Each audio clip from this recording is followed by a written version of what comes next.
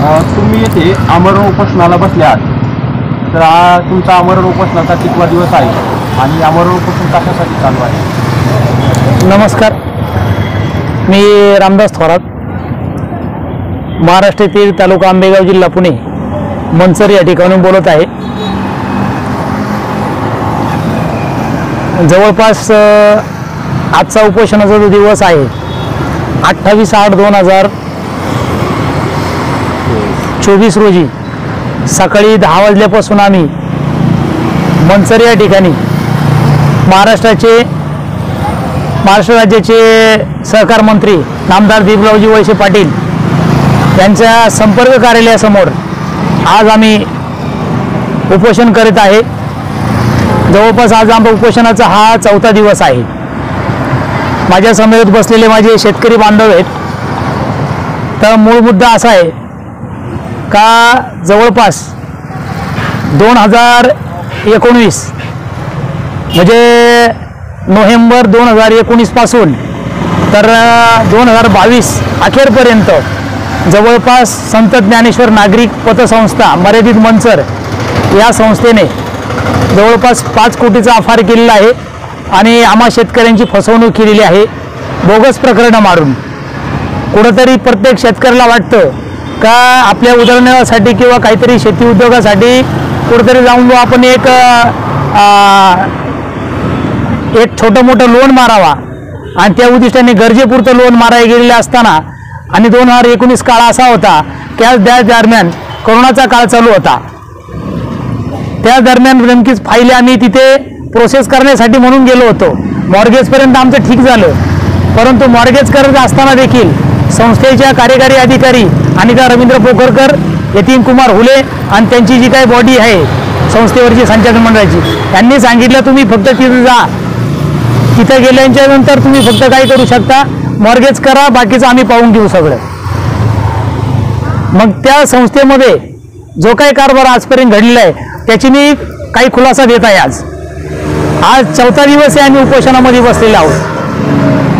तर परत एकदा माझ्या बाजूला बसले माझे हे शेतकरी बांधव आहेत, हे आम्ही प्रत्येक वेगळ्या वेगळ्या गावातून आलेलो आहे. मी चांडोली गावचा आहे थोरात, बरोबर. माझी आई आहे, माझ्याबरोबर आई बसलेली आहे. आज माझे वडील देखील एक 85 वर्षाच्या पुढे आहे. आज त्यांना सुद्धा गेल्याच वर्षी जवळपास माझ्या मनाने सप्टेंबर या महिन्यामध्ये माझ्या जमिनीवरती यांनी टाच आणलेली आहे.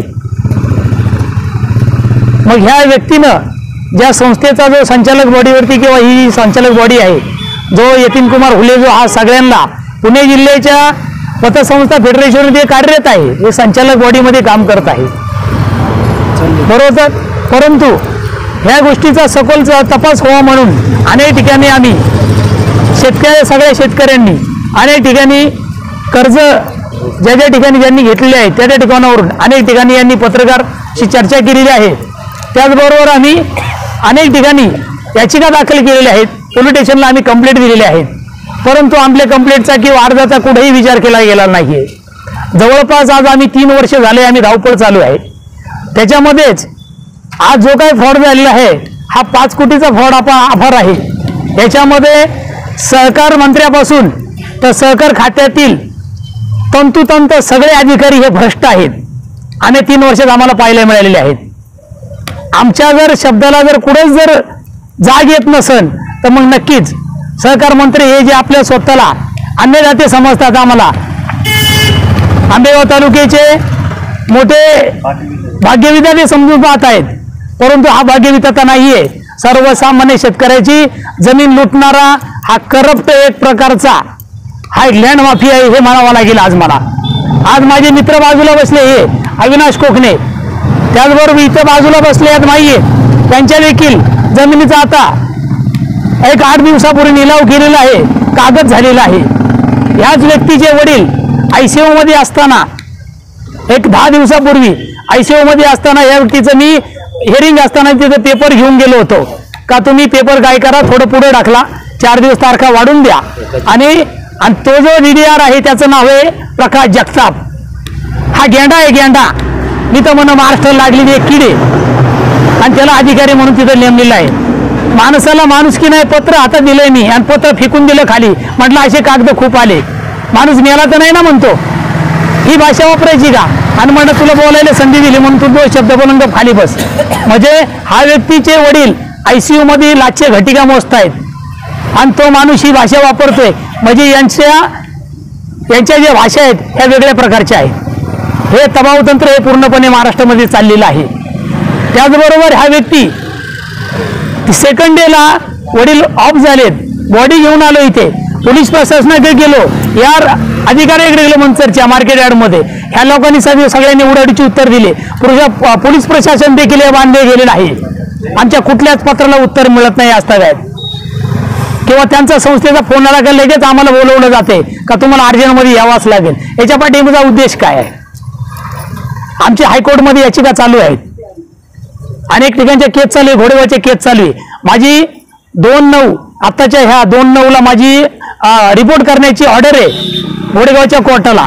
पण आजपर्यंत मंचर पोलीस स्टेशन मला बोलवलेलं नाही. कारण की फौजदारी मी याचिका दाखल केली होती 2 वर्षापूर्वी.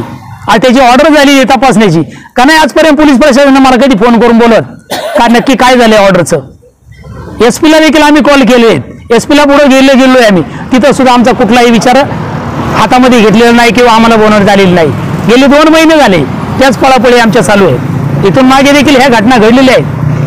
बरं, पोलीस प्रशासन हे वेगळं आहे, सहकार खातं वेगळं आहे. याचा तर असं नाही ना काही, सहकार खात्यांनी वेगळा पार्ट आहे आणि पोलीस खात्यात वेगळा पार्ट आहे.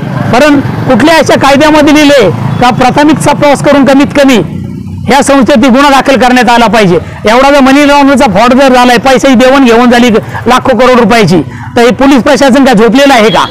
आमचा हा प्रश्न आहे सगळ्या शेतकऱ्यांचा. त्याचबरोबर आम्ही सहकार क्षेत्रामध्ये सुद्धा पडतो. जे अधिकारी आम्हाला आजपर्यंत भेटले हे संपूर्ण करप्ट आहेत. आमच्याशी बोलतात एक आणि वागतात एक. आम्हाला कुठेही न्याय मिळत नाहीये. म्हणून आज जे उपोषणाचा जो दिवस निवडलाय हा 4था दिवस आहे आज आमचा. हे लाचचं हत्यार आहे. आता प्राणदी त्याग होईल आणि सगळे शेतकरी मरायला उदार आहे. आम्हाला मरायचंच आहे. जर आम्हाला न्याय जर मिळत नसेल तर मरू दे ना, असे मरणार आहे. आमच्या भविष्यामध्ये सगळा अंधार आहे आमच्या बायका पोरांचा. मुलं बाळा आई बापा कुठं जाणार उद्या? आमच्या जमिनी जर हे लँड माफिया हडप करू लागलेले आहेत, आम्ही कुठं जायचं? आज एक पत्रकार म्हणून मी म्हणतो तुम्हाला तर मी मानेल का आंबेगाव तालुक्यामधल्या पत्रकारांना देखील माझं सांगणे तुमच्या माध्यमातून प्रथमच तुम्हाला कॉल झाला आणि तुम्ही पत्रकार म्हणून नाही का आमच्या पुढे आमच्या वाचा फोडा आहे म्हणून आमच्या पुढे आज बसलेला आहात. मी गेले 4 दिवस झाले सगळ्यांना पत्रकारांना फोन करतोय, मगर परंतु एकही पत्रकारिता अद्याप आलेली नाहीये. काय पत्राला कॉल केले पण उचलले गेले नाही का? याच्यामध्ये दबाव तंत्र आहे सगळं पण आहे. कारण का किती केलं गेलं तरी त्यांचा हा सगळा मनमानी कारभार आहे. हा 4 लोकांपुढे 4 शेतकऱ्यांपुढे उघड होणार आहे म्हणून हे तंत्र चाललेलं आहे. आणि हे सगळीकडे म्हणतात लाडकी बहीण लाडकी बहीण लाडकी बहीण. अरे कसली लाडकी बहीण? त्या शेतकऱ्याचा जमीन जर खाऊ लागले तुम्ही लाडकी बहीण नाचवताय. लोकांना हे आधीच दाखवता का 1500 रुपयाचं? हा काळे बाजार करता. अरे ज्या व्यक्तीची जमीन ह्या व्यक्तीची जमीन त्यांचं व्हॅल्युएशन निघालंय 15 लाख रुपये आणि त्याला 25 लाखाचं लोन देत आहे. ही कुठली भाषा? हा जमिनी लुटायला पाहताय का तुम्ही? शेतकरी महाराष्ट्रात मारायला लागलेत हे लोक. कशा ना कशा पद्धतीने यांना जिथं 10 रुपयाचा बोजा झिपू शकतो यांच्या डोक्यावर 100 रुपयाचा बोजा कसा ठेवला जाईल आणि मातीत गाडला कसा जाईल शेतकरी माझा, हे फक्त ध्यान द्यायचं आहे. माझ्या संपूर्ण महाराष्ट्राची शेतकऱ्यांना आव्हान आहे.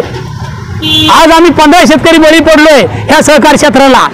तर बाकीचे पण शेतकरी जे बांधव असतील त्यांनी सुद्धा आवाज उठवला पाहिजे.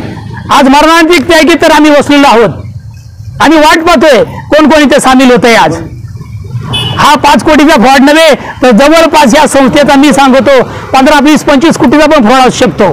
म्हणजे या सहकार क्षेत्राला लागली एक कीड आहे. मग हा कीड पाठीशी का घातली जात आहे? आपल्या तालुक्याचे भाग्य देत आहे म्हणावरे. आम्ही त्यांना देखील प्रत्येक 25वीला त्यांना मंत्री म्हणून आज आमच्या घरातून सगळ्यांनी मतदान केले. त्यांनी आम्ही खुर्चीवर बसवले. आज त्यांनी आमच्या काही बाजू ऐकल्या पाहिजेत. तर आमची बाजू न ऐकून घेता वर्ष झाले साहेब सांगतो अक्षरशः हे माझे शेतकरी बांधव ह्याच समोर संपर्क कार्यालयामध्ये सगळेजण गेलो होतो आम्ही. त्यावेळेस देखील आम्हाला फक्त शब्द कागदावर फक्त कागद पाहिला आणि कागद टाकून दिला साईडला. म्हटलं 2 दिवसांनी भेटू. आज तर काय 2 वर्ष चालू झाले आजपर्यंत आम्हाला एक फोन पण नाही. जवळची लोक फक्त म्हणतात सर बाहेर गेले, साहेब बाहेर गेले. अरे साहेब जातात कुठं? आपल्या जो काय म्हणतो आंबेगाव तालुका आहे आपला जो मतदारसंघ आहे, ह्या मतदारसंघामध्ये जर तुम्ही आमच्या शेतकऱ्याला न्याय देऊ शकत नाही तर तुम्ही महाराष्ट्र शेतकऱ्याला कसे न्याय देणार? माझा हा प्रश्न आहे. आणि आज जी तळमळीनं हा शेतकरी जो बोलतोय ना, या गेले 3 दिवसापासून आज 4था दिवस आहे, अन्नाचा कण नाही पोटात, पण प्राण गेला तरी बेहतर, मी थांबणार नाही, माझ्या शेतकरी बांधवांना संघ घेऊन जाणार. आम्हाला न्याय पाहिजे. आणि संस्थेने केलेला जो फ्रॉड आहे, ज्या गोष्टी आहेत, काही उद्दिष्ट आहेत आमच्या ज्या काही मागण्या आहे, मी आज तुमच्या पुढे सांगत आहे. समोर सखोल चौकशी व fair audit, forensic audit, system audit करण्यात यावे, हा आमचा पहिला मुद्दा. दुसरा मुद्दा आहे आमच्या आर्थिक फसवणुकीची चौकशी कामी सहकार खात्याच्या, महसूल खात्याच्या नॉन करप्ट, प्रामाणिक, पारदर्शकपणे, निर्भयपणे काम करणाऱ्या अधिकाऱ्याची नेमणूक करण्यात यावी, की जो राजकीय दबावाला बळी पडणार नाही अशा भारतीय लोकशाहीचा इमाम बाळगणाऱ्या अधिकाऱ्याची नियुक्ती होण्यात यावी.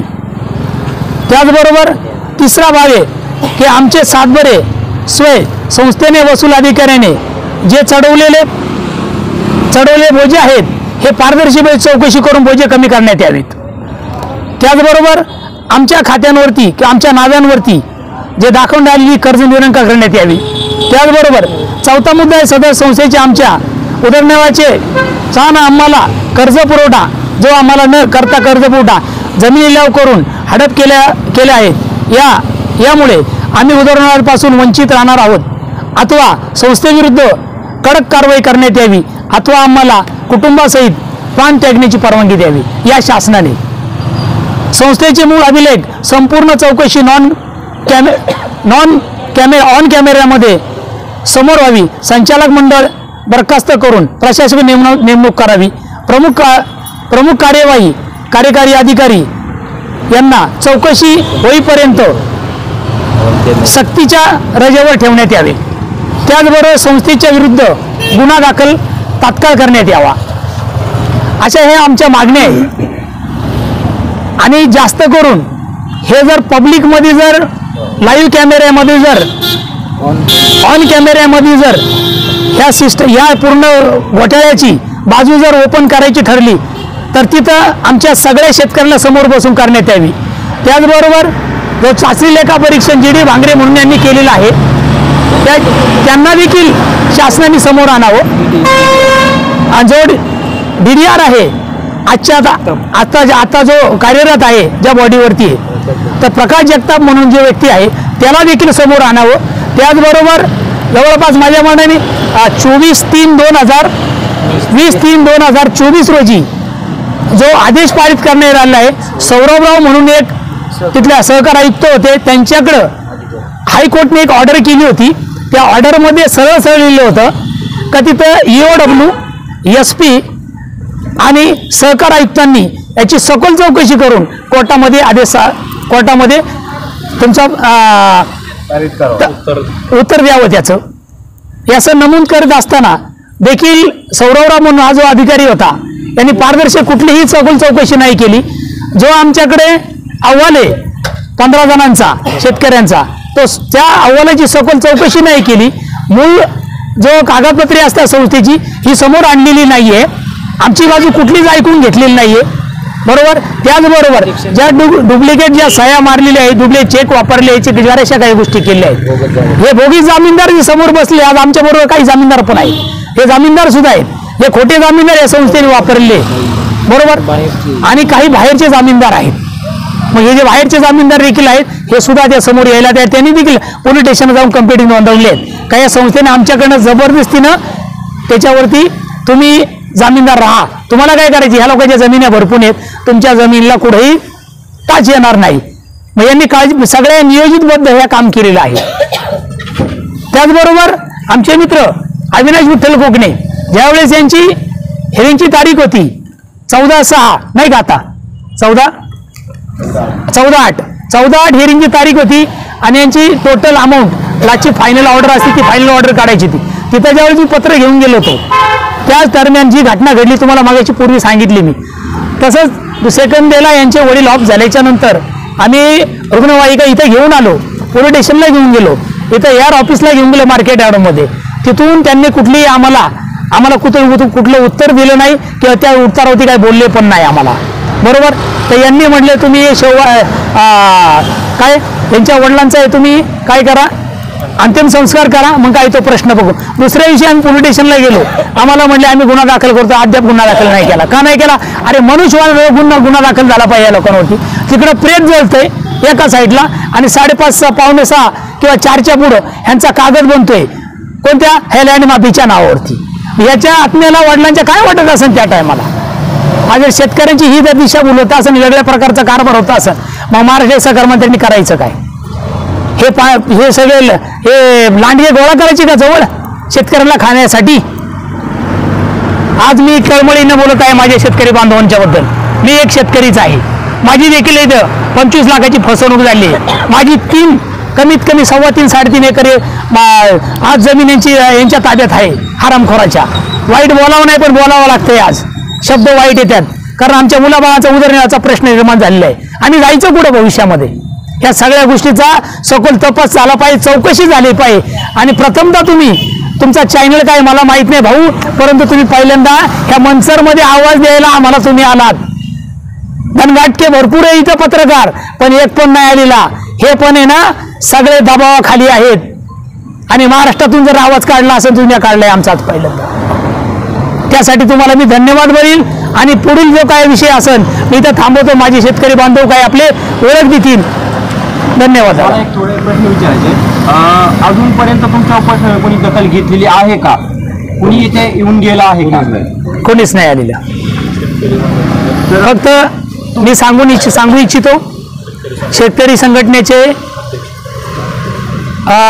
त्यांचं पद माहीत नाही, पण शेतकरी संघटनेचे प्रभाकर बांगर साहेब येऊन गेले रात्री.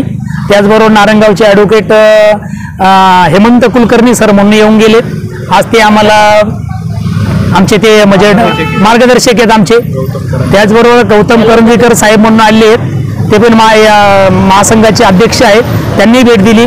आणि त्याचबरोबर आत्ता जस्ट एक 15-20 मिनिटापूर्वी देखील आपल्याकडे शिंदे साहेब म्हणून आलेले आहेत. ते पण शेतकरी संघटनेचं काम पाहतात. आणि या सह्याद्री नागरी काहीतरी संघटना आहे शेतकऱ्यांची, त्यांनी आम्हाला पाठिंबा दिलेला आहे इथे. आणि आम्हाला कमीत कमी आमचं दुखणं विचारण्याचं काम केलेलं आहे. आज आम्ही म्हणू आम्ही कम नशिबीवाले असं म्हणावं लागेल. आज एवढ्या मोठ्या अधिकाऱ्याच्या किंवा एवढ्या सहकार मंत्री साहेबाच्या आज बंगल्यापुढे 4 दिवस झालेलो आहे. मी बसून आहे इथं संपर्क कार्यालयापुढे बसलेला आहे. पण आज आम्हाला विचारणं देखील एक माणूस आलेला नाही. आम्ही मोठे नेते आहोत, आम्ही महाराष्ट्र लोकांना सांगत आहोत आम्हाला न्याय मिळेल, आम्हाला गॅरंटी नाही. महाराष्ट्राच्या लोकांचं सोडाच. मग जर तुमच्याच मतदारसंघात जर न्याय मिळू शकत नाही तर बाकीच्यांना काय न्याय मिळणार आहे? एवढं बोलतो आणि मी थांबतो. धन्यवाद. आम्हाला न्याय मिळावा हीच अपेक्षा आपल्याकडनं. तुमची फसवणूक झाली हे केव्हा समजलं? तुमच्या सर्वांची फसवणूक झालेली आहे हे केव्हा समजलं आणि तुम्ही त्याबाबत काय निर्णय घेतले? माझं खातं एक साधारणतः 2019च्या दरम्यान झालेलं आहे. आणि 2019 नंतर एक पतपेढीने ज्यावेळेस मला कार्यकारी अधिकारी रवींद्र पोकर यांनी सांगितलं का तुमचं कर्ज पास होऊ शकत नाही कारण का तुमची केस चालू आहे कोर्टामध्ये. त्यानंतर मी गप्प बसलो आणि कालांतराने 1.5 महिना होऊन गेला. आणि त्यानंतर अचानक बँक ऑफ महाराष्ट्रामध्ये 17 लाख कसे आले मला माहीत नाही. त्यांनी काय केलं त्यांचं त्यांना माहिती, पण मी मॉर्गेज केलं तेवढंच माहीत आहे, त्याच्या पलीकडं माहीत नाही. त्यानंतर मी हे चालू झालं आपलं काय म्हणतो आपण लॉकडाऊन पूर्ण चालू झालं आणि माणूस कुठं काही बाहेर निघत नव्हता. त्यानंतर आम्हाला ज्या काही घटना घडल्या पुढील प्रत्येक शेतकरी आपल्या सांगेल. तुमच्यावर झालेल्या अन्यायाबाबत मागण्यासाठी तुम्ही कोणापर्यंत गेलात? कोणापर्यंत निवेदन दिले? पहिलं प्रथम तर मनसर पोलीस स्टेशनपर्यंत कंप्लेंट नोंदवण्यासाठी अर्ज घेऊन गेलतो. त्यानंतर SP ला गेलो. जवळच्या संस्थांवरती यार ऑफिस म्हणून असते, यार अधिकाऱ्यांकडे मी एक अर्ज केलेला आहे. DDR ला आहे. सगळ्या संबंधित अधिकाऱ्यांना आम्ही पत्र व्यवहार केलेले आहेत. जिल्हाधिकाऱ्यापर्यंत सगळ्यांना पत्र व्यवहार झालेले आहे. सहकार मंत्री दिलीपराव वळसे पाटील यांना या अगोदर तुम्ही भेटला आहात का? हो. या आमरण उपोषणाबाबत तुम्ही त्यांना कल्पना दिली होती का? हो दिलेलं आहे. पत्र दिलेलं आहे. त्याच्या अगोदर दिलंय. क्रिया आली. त्यांच्याकडनं अद्याप काही प्रतिक्रिया नाहीये. जसं गेल्या वर्षी जवळपास माझ्या मनाने ज्यावेळेस जरांगे साहेबांचा इथून रथ जाणार होता त्या दरम्यान आम्ही उपनिषद तारीख ठरवली होती. त्या दरम्यान आम्हाला साहेबांना भेटवलं होतं त्यांच्या जवळ नेकीटवरती आणि तर त्यावेळेस भेटलो. साहेबांनी फक्त शब्द दिला होता पण परत विचारपूस केलेली नाही आमची. आणि आता सुद्धा उपोषण करायच्या अगोदर आम्ही पत्रव्यवहार ऑफिसला केलेला आहे. तुमचं हे प्रकरण न्यायप्रविष्ट आहे का? हो, न्यायप्रविष्ट आहे. उपोषणाला कसे बसले मग? न्यायप्रविष्ट असताना तुम्ही उपोषणाला कसे बसले? कारण ज्या सहकार क्षेत्रामध्ये आमच्या ज्या केस चालू आहे किंवा ज्या हिअरिंग होतं तिथं आम्हाला सगळं अंधार दिसला. आमच्या बाजून सगळं चुकीचं वातावरण दिसायला लागलं. त्यानंतर म्हटलं आता एकच पर्याय राहिला आजचा, तो म्हणजे उपोषण. आणि इथं करप्ट अधिकारी आहे टोटल हे आम्हाला जाणवलं. म्हणजे तुम्हाला न्यायालयावरती विश्वास आहे? न्यायालयावरती विश्वास आहे आमचा. मग तुम्ही उपोषणाला कसे बसले? या न्यायप्रविष्ट असताना तुम्ही आमची सक्षमपणे बाजू मांडणारा ठेवणारा आम्हाला अधिकारी एकही भेटला नाही. त्यामुळे निर्णय हा घेतला आहे. कारण आजतागायत पातळी आली खालपासून वरेपर्यंत अधिकारी हे दाबले गेलेले आहेत पूर्णपणे. तुम्ही न्यायालय तुमच्या जो वकील आहे चांगला वकील तुम्ही नेमला नाही का? वकील नेमलेले आहेत, प्रोसेस चालू आहे. तरी पण ह्या घटना सगळ्या घडलेल्या आहेत. जसं जमिनीचे निलाव होणार आहे, जसे ॲपसेट प्राइस निघणार आहे, हे ऑलरेडी चालू आहे. कोर्टामध्ये केस चालू आहे. तरी पण हे लोक यांना भीती नाही कोणाची. तरी पण या लोकांना कोर्टाची पण भीती नाही. हे कोर्टाचा अवमान डायरेक्ट करतायत. जसं एसटी मागाशी म्हटलं, जसं मागाशी तुम्हाला एवढं बोलू म्हटलं, यांना ऑलरेडी कोर्टाची ऑर्डर आहे का तुम्ही हा तपास करा. परंतु आज तक केला नाही तपास. का नाही केला तपास केला? कारण दबाव तंत्र आहे सगळं. महाराष्ट्र कोणतरी वेगळंच चालवते असं दिसते. सरळ कायदा कानून सुव्यवस्था यांच्याकडे दिसायला आहे. त्यांच्यासाठी, आमच्यासाठी नाहीये. आम्ही ते पाहिलेलं आहे. कारण आम्ही फिरतोय गेली 3 वर्ष. आम्ही असं नाही म्हणतायत ते कोर्टाचा अवमान करतायत. हो, आमचा तुम्ही सांगितलं किंवा त्यापर्यंत का नाही सांगितलं? तुम्ही का नाही सांगितलं कोर्टाचा अवमान करतायत? केस चालू आहे ना, केस दाखल आहे, केस चालू आहे. सहकार खात्यात केस चालू आहे, इकडे पण चालू आहे, हायकोर्टला पण केस चालू आहे, गोडेगाव मध्ये पण आहे. तुमचं स्पष्टीकरण तुमचं जे स्पष्टीकरण आहे तुम्ही ते का नाही दिलं त्यांना की ते मांडलेले आहे. आम्ही सगळं कोर्टामध्ये ऑलरेडी सगळं मांडलेलं आहे. याचिका दाखल केलेली आहे.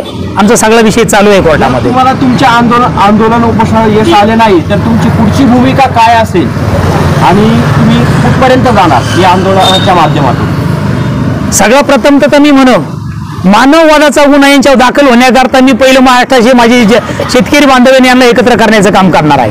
न्याय हक्का त्यांच्यासाठी भविष्यामध्ये अंधार होणार आहे. संपूर्ण महाराष्ट्रातली जी जनता आहे हे पण शेतकरी आहेत. अहो, ज्या खासदारांना, आमदारांना, मंत्र्यांना, संत्र्यांना यांना आपण खुर्च्यांना बसवतो आणि हे आमचे गळे कापतायत. हे दिसतंय सगळं की कारण काय इथं वाचा फोडणारे कमी आहेत. त्यांच्या मागे हिंडणारे, शेपूट लावून हलवून हिंडणारे जास्त आहेत. पण आमचा प्रश्न मांडणारे कमी आहेत. मी बिंदास बोलतोय. माझ्यावरती गोळ्या घालावं दिवसा मी गुन्हा स्वतःवरती घ्यायला तयार आहे आज. कारण का माहिती का, आग लागलेली आहे आमची. उद्या आमचं भविष्य अंधारात आहे. आमच्या मुलाबाळांचं भविष्य अंधारात आहे. म्हणून आज मी बोलतोय. चोरांना पाठीशी घालतात हे आणि ताबे घ्यायला पळतात. वाईट बोलायचं नाही, परंतु तरी पण मी वाईट शब्द बोलेला. कारण का आज स्थिती आमच्यावरती आहे ना ओढवलेली आहे. आज मरणावरती आलेलो आहे आम्ही सगळेजण. प्रशासन सगळं अंधारामध्ये आहे. हे दाखवायला आहेत फक्त. कायदे यांना, आम्हाला कायदे येतं, त्यांना कायदे नाही का? त्यांच्या बाजूने ज्यावेळेस आमच्या डी वांगरेंनी ज्यावेळेस आमच्या 15 लोकांचा चाचणी लेखा परीक्षण घेतलं त्या टायमाला आम्हाला बोलणं कर्तव्य नव्हतं का? आम्हाला कुणाला पण बोलवलेलं नाहीये. हा अंधारा ठेवला आम्हाला. आणि 7 महिने लागतात का ऑडिट करायला 15 लोकांचं? हा माझा प्रश्न आहे. आणि लेखा परीक्षेचा अहवाल आता मिळाले आम्हाला मागणी करून 2024 संस्थेला हे पाठीशी घालतात. आम्ही बदनामी करू अशी संस्था लेटर पाठवते. बदनामीसाठी आम्ही डॉक्युमेंट मागतोय आणि बदनामी सांगतोय. टोटल बोगस कागदवरती हा संपूर्ण अहवाल बनवून आलेला आहे. आज तर काय तुम्हाला सांगतो साहेब, आम्हाला कुठेच न्याय मिळत नाही. आज चला एक बंधू आमचे म्हणून तुम्ही पुढे आलात. हा तुमच्या माध्यमातून तरी ह्या विषयाला वाचा फुटून कुठेतरी आंबेगाव तालुक्यामध्ये आणि न्याय द्यायचं काम तुम्ही करणार आहात. सहकार खात्याच्या संपूर्ण अधिकाऱ्यांनी संस्थेला वाचवायचं काम केलेलं आहे. एकही निर्णय किंवा एकही कोणताही जो डिसिजन घेतलाय आतापर्यंत तो एकही शेतकऱ्यांच्या बाजूने घेतलेला नाहीये. न्यायप्रविष्ट गोष्टी असताना न्यायालयाचा यांनी अवमान केलेला आहे. हायकोर्टमध्ये केस दाखल असताना यांनी ऑप्शनच्या नोटीसच्या कन्फर्मेशन कंप्लीट केलेले आहेत त्यांच्या आणि यांचे लिलावाचे खरेदी खत बनवायला लावलेत. आज दोघांचे खरेदी खत केवळ या अधिकाऱ्यांमुळेच झालेत. तर यांनी न्यायालयाचा सुद्धा अवमान करून न्यायप्रविष्ट गोष्टी असताना यांचे खरेदी खत बनवायला संस्थेला परवानगी दिलेली आहे, वसुली अधिकाऱ्याला परवानगी दिलेली आहे. आज सहकार खातं जर आम्हाला सपोर्ट करत नसेल शेतकऱ्यांना कुठलीही बाजू पोलिसांकडे जरी आम्ही न्यायालयातून त्याच्यावर स्थगिती का नाही आली आता? सर जर सहकार खात्याने खोटे रिपोर्ट तिथे जर सबमिट केलेले आहेत, त्या लोकांच्या बाबतीत खोटे आदेश पारित केलेले आहेत, ते जर खोटे आदेश दिलेले असताना कोणत्याही कोर्टामध्ये कागद बोलतो सर, तुमच्या भावना नाही बोलती किंवा तुम्ही आज जीव तोडून सांगता हे नाही पाहत, तुमचा कागद जर हे सांगतो ना तर कोर्ट याला खरं ठरवतं. जर सहकार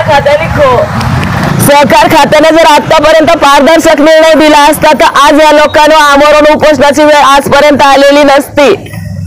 आज सहकार खात्याने कोणताही एकही निर्णय गेल्या 2022 पासून ही लोक हा लढा लढतायत. 3 वर्ष झाले त्या लढ्याला. पहिले AR पासून ते आत्ताच्या DDR पर्यंत आणि आत्ताच्या सहकार आयुक्तांपर्यंत एवढ्या जवळपास 127 अर्ज गेलेत. याच्यापैकी एकही अर्जाला वाचा नाही फुटली. एवढ्या वेळा जर यांचा अर्ज येतात तर सहकार खात्याच्या अधिकाऱ्यांनी किंवा या मंत्र्यांकडे 2-2, 3-3 वेळा लोक जातात, तर यांनी पाहिलं पाहिजे ना का नक्की हे मॅटर काय आहे म्हणून. आजपर्यंत ही लोक कोणतीही शहानिशा न करता हे बोलतायत.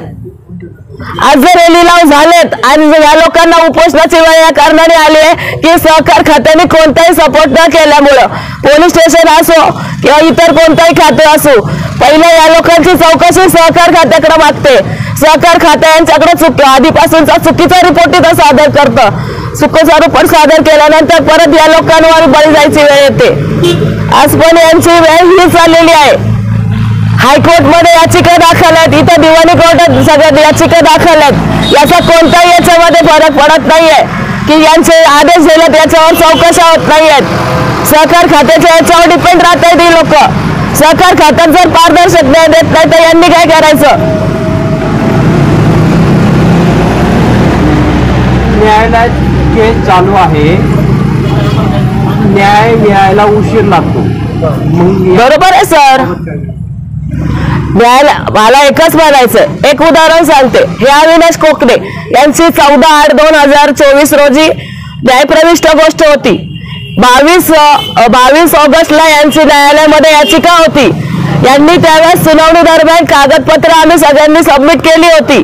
सूर्यकांत भालेरावांचंही तेच केलं होतं. जर न्यायप्रविष्ट गोष्ट होती 22 तारखेपर्यंत हे थांबवू शकत होते ना. अधिकाऱ्यांनी थांबवलं नाही. प्रकाश जगताप यांनी एक सुद्धा अक्षर ऐकून घेतलं नाही. आज माझ्या वडिलांच्या बाजूने मी बोलत होते तर मला सुद्धा बोलून दिलं नाही. एखाद्या वयस्कर व्यक्ती जर आहे, मला एक सांगा, याच्यामध्ये सहकार हे जे आहे फ्रॉड किंवा हे सहकार खात्याचं जे काही नियम आहेत, अटी आहेत, त्रुटी आहेत, काय आहेत, या म्हाताऱ्या माणसांना काय सांगता येणार आहे? तुम्ही म्हटलं हे करा तर ते करा, हे खरं का ते खरं, त्यांनी सांगितलं का हे का हे.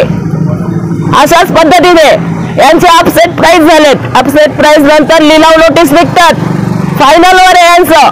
जर न्यायालयात प्रविष्ट आहे, सगळं प्रविष्ट आहे, मग या लोकांनी उपोषण नाही करायचं, मग काय करायचं? आपला प्रश्न होता की जर न्यायालयात न्यायप्रविष्ट असताना तुम्ही उपोषणास का बसलेत आणि तुम्हाला कोर्टाबद्दल विश्वास नाही का?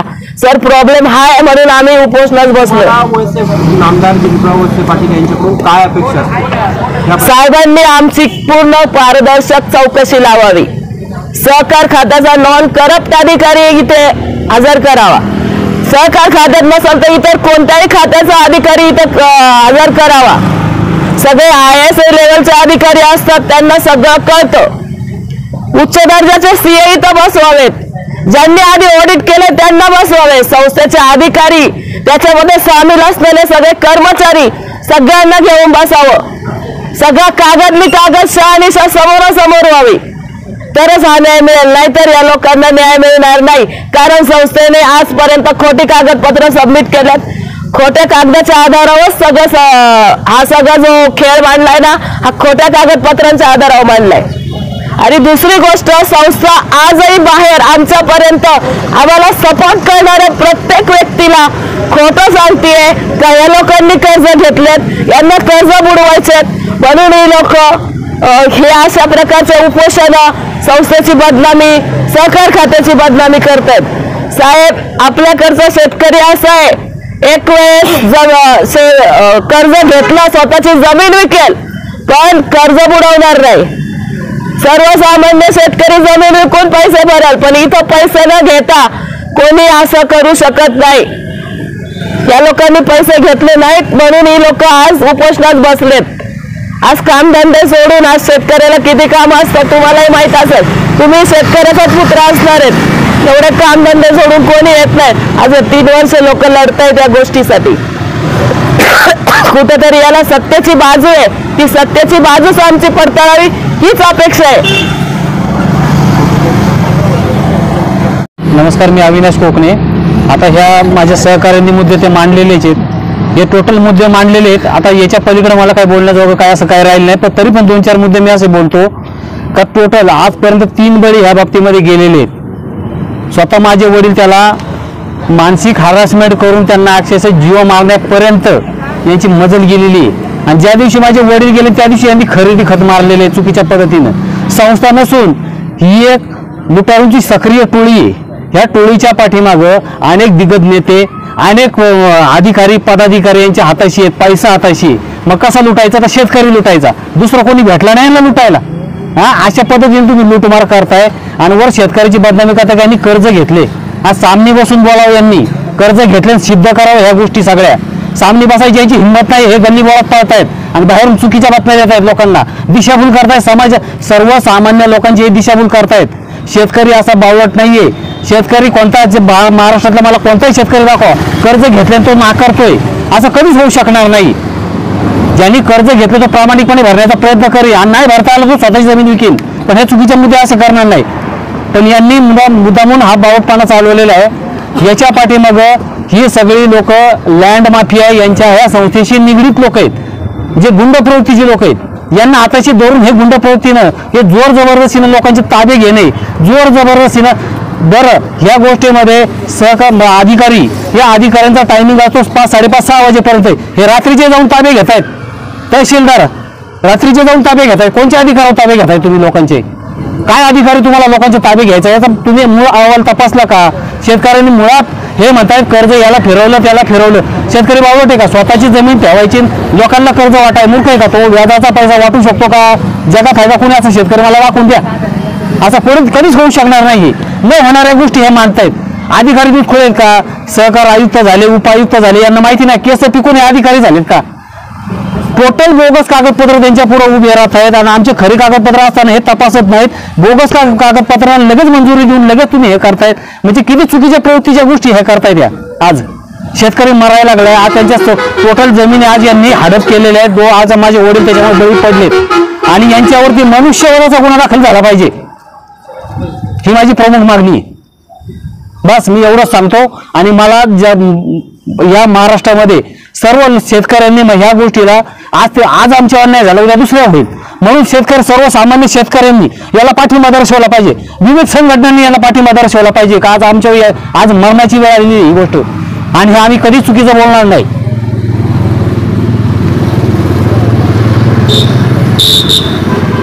आज कुटुंब उद्ध्वस्त झाले साहेब. आज ज्या शेतकऱ्यावर कर्ज आहे म्हणजे तो एकटा उद्ध्वस्त होता, त्याच्या वाटेबाबा अख्खं कुटुंब उद्ध्वस्त होतं. माझी 3री पिढी उद्ध्वस्त आहे. ही मी धरणग्रस्त आहे साहेब. मला नोकरी नसल्यामुळे मी डेव्हलपसाठी हे केलं होतं, पण यांनी मला 5 लाखाच्या ऐवजी मला 15 लाख पाठवले. बोगस संमती, बोगस उत्पन्नाचे दाखलेलं तिथं उत्पन्न लावलेलं आहे. तिथं माझं उत्पन्न खरं पाहिले. हे चुकीचे कागदपत्र लावले. आज अद्याप आम्हाला कागदपत्र मिळाले नव्हते, पण काही आम्ही माहितीचे अधिकार टाकून कागदपत्र मिळाल्यानंतर खरी सत्य परिस्थिती आज आम्हाला माहिती पडते. काय कागदपत्र बोगस हे केले. फेडरेशनला सुद्धा टोटल बोगस कागदपत्र लावलेली त्यांनी. मला एक सांगा साहेब, वचन चिठ्ठी, करारनामा तुम्हाला सांगतो कर्ज ओखा, त्याच्यानंतर कर्ज मंजुरी अर्ज हे स्वतः शेतकऱ्यांनी भरायचे असते, भरले कुणी आहे? जर आम्ही भरले नाही तर सह्या आल्या कुठून याच्यावर? इतक्या बोगसपणे यांनी सगळं मांडलेलं आहे. आणि खुशाल हा फेडरेशनचा संचालक आहे. हा फेडरेशनचा संचालक असल्यामुळं या ठिकाणी बोगस पद्धतीनं हे वसुली अधिकारी यांच्या हातामध्ये, ऑडिटर हातामध्ये, सहकार खातं यांच्या हातामध्ये, शेतकऱ्यांच्या हातात काहीच नाही. म्हणून आज हे दबाव तंत्राखाली बोगसपणे सगळं चाललेलं आहे. यांचं सगळं मूळ अभिलेख मागवावं यांनी आणि तपास करावा याचा. बस आमची हीच मागणी आहे. आणि सत्य समोर यावं, आमच्या समोर मांडा सत्य. पण माझं एक आहे, या म्हणजे चुकीचं जर मानतात ना आमच्याबद्दल, जे अवहेलना करतायत, यांनी कर्ज घेतले, त्यांना म्हणावं चुकीच्या बातम्या मांडू नका, चुकीचं मांडायचं नाही, पार्श्वभूमी मांडायची नाही चुकीची. जे सत्य आहे ना ते सत्य मांडायचं पुढं आणि आमच्या समोर बसा. आमची तयारी आहे या सगळ्या गोष्टीला. बस एवढंच हात जोडून विनंती आमची. जय शिवराय साहेब. मी ज्ञानेश्वर रोहिदास पडवळ, राहणार मारुंगे पडवळ. माझे वडील संत ज्ञानेश्वर नागरी पतसंस्थेचे संस्थेमध्ये कर्ज घ्यायला गेले होते. तर घटना अशी आहे की 2019 साली कर्ज मागणीसाठी आम्ही गेलो होतो. त्यावेळेस कर्ज मंजुरीसाठी आम्हाला बोलले की गहाणखत करावं लागेल. गहाणखत झालं होतं डिसेंबरमध्ये. ॲक्च्युली ही परिस्थिती सगळी आम्हाला 2023-24 मध्ये समजली. पण 2019 मध्ये कर्जचं गहाणखत डिसेंबर महिन्यामध्ये झालं होतं. त्या कर्जाची मंजुरी ऑलरेडी संस्थेने ऑक्टोबर महिन्यातच दिली होती आणि कर्ज विड्रॉल परस्पर त्यांच्या पद्धतीने केलं होतं. हे झाल्याच्या नंतर जानेवारी 2021 म्हणजे 1 वर्ष उलटून जाऊन पुन्हा एकदा आम्हाला कर्ज मागणीसाठी आम्ही म्हणजे कॉल आला की या तुमचं कर्ज अप्रूव्ह करून देऊ म्हणून. तर कर्ज अप्रूव्ह करायला गेले तर त्यावेळेस पण आमच्याकडून गहाणखत करून घेतलं. 15 लाखाचं कर्ज मंजूर करून घेतलं. आम्हाला कर्जाची ॲक्च्युअल रिक्वायरमेंट होती 5 ते 7 लाख रुपयाची. पण 15 लाखाचं गहाणखत केलं. उर्वरित रक्कम यांनी कशा उडवल्या, काय केलं हे त्यांचंच त्यांना माहिती. या गोष्टी अजूनपर्यंत आम्हाला उलगडलेल्या नाही साहेब. फक्त पैशाच्या अफरातफरी झाल्यात या गोष्टी आम्हाला माहिती आहेत. आणि जे पहिलं 2019 साली जे फ्रॉड प्रकरण बनलं होतं की ज्याचा बोजा चढला नाही जमिनीवर, गहाणखत 2 महिन्यानंतर बनतंय, गहाणखताच्या आधीच कर्ज वाटप दाखवता येते. हे कर्ज जर संपवायचंय कसं, तर या कर्जावर आमच्या जमिनीवर त्रयस्थ माणसाला एक कर्ज दाखवलं आणि त्रयस्थ माणसाच्या नावे आमच्या जमिनीवर बोजा टाकलाय. म्हणजे एकूण टोटल जर पाहिलं तर आमच्या जमिनीची किंमत सुद्धा 25 लाख रुपये बनते व्हॅल्युएशननुसार, पण त्या जमिनीवर 65 लाखाचा बोजा दिसतोय. म्हणजे ही पूर्णपणे जर फ्रॉड गोष्ट आहे. तर या गोष्टीसाठी आम्ही न्याय मागण्यासाठी पोलीस स्टेशनकडे गेलो की बाबा आर्थिक घोटाळा आहे, आर्थिक गैरव्यवहार आहे. आर्थिक गैरव्यवहाराची तुम्ही तक्रार नोंदवून घ्या. तक्रार नोंद झालेली नाही. सहकार खात्यामध्ये आम्ही निबंधकांकडे गेलो. इथे निबंधकांनी आम्हाला सांगितलं की जिल्हास्तरीय संस्था आहे, तुम्ही जिल्हा उपनिबंधकाकडे जा. त्यांच्याकडे गेलो. त्यांनी सांगितलं की साहेब ही काही नाही, याच्यामध्ये तुम्हाला फक्त कर्ज वाटप झालेलं, कर्ज वाटप दाखवताना त्यांनी फक्त 15 लाखाची नोंद केलेली आहे. लेखापरीक्षणामध्ये सुद्धा 15 लाखाची नोंद आहे. म्हणजे पहिले 25 लाख वसूल केलेत त्रयस्थ माणसाला लागून, त्याची नोंद का नाही त्या लेखापरीक्षणामध्ये. हा घोटाळा आम्ही त्यांच्यापुढे उघड करायला पाहतोय. तर हे कोण चर्चाच करायला तयार नाही या गोष्टीवर. सहकार आयुक्तांपुढे सुनावणी झाली, त्यांचं सुद्धा तेच म्हणणं आहे. सौरव राव, जिल्हा उपनिबंधक प्रकाश जगताप, हे सर्व जर या गोष्टी दाबायचा प्रयत्न करतात, म्हणजे याचा अर्थ तोच आहे की संस्थेला दाबायचा प्रयत्न करतात ते. मग आम्ही याच गोष्टी उघड करण्याच्या प्रयत्नासाठी नामदार वळसे पाटील यांच्याकडे पण गेलो होतो. वळसे पाटील साहेबांना 2 वेळा विनंती अर्ज दिलेत. एकदा उपोषणासाठी अर्ज दिला होता. यांनी आम्ही फक्त लक्ष, आम्ही बघू, तुमच्याकडे चौकशी करायला आम्ही बघतो वगैरे, या गोष्टींमध्ये 2 वर्ष घालवले. माझे वडील 6 महिने झाले ॲक्सिडेंटमध्ये डेथ झाले या टेन्शनमुळे. म्हणजे या गोष्टींचा न्याय मागता मागता जर माणूस त्याच प्रेशरमध्ये जर बळी जातो त्या माणसाचा, तर म्हणजे त्या माणसाच्या आत्म्याला काय वाटत असेल आता या गोष्टी. बाई आता आमच्या कुटुंबात आता मला या गोष्टीमुळे मला माझी नोकरी धंदे सोडून या गोष्टींची आता शहानिशा करायला लागते. म्हणजे उत्पन्नाचं साधन जे होतं ते सुद्धा आमचं बंद होऊन मला या न्याय प्रक्रियेसाठी आता आमरण उपोषणाची वेळ आली. का तर सहकार खात्यातील सर्व अधिकारी, पदाधिकारी आणि मंत्री यांनी पूर्णपणे हे प्रकरण दाबायचं काम केलेलं आहे. म्हणून छत्रपती शिवाजी महाराज की जय, जय भवानी, जय शिवाजी, जय जय जय जय जय भवानी, जय जय जय जय शिवाजी. संत ज्ञानेश्वर नागरी पतसंस्थेचा, या पतसंस्थेने काळा कारभार केला त्या पतसंस्थेचा संपत्ती ह्या आमच्या काळ्या कारभाराची झालीच पाहिजे. साहेब आम्हाला न्याय निवाडा द्या. सहकार मंत्री साहेब आम्हाला न्याय निवाडा तुम्ही दिल्याखीर आम्ही उपोषण सोडणार नाही, सोडणार नाही. आमचे सगळे सातबारे शेतकऱ्यांचे हे कोरे झालेच पाहिजे.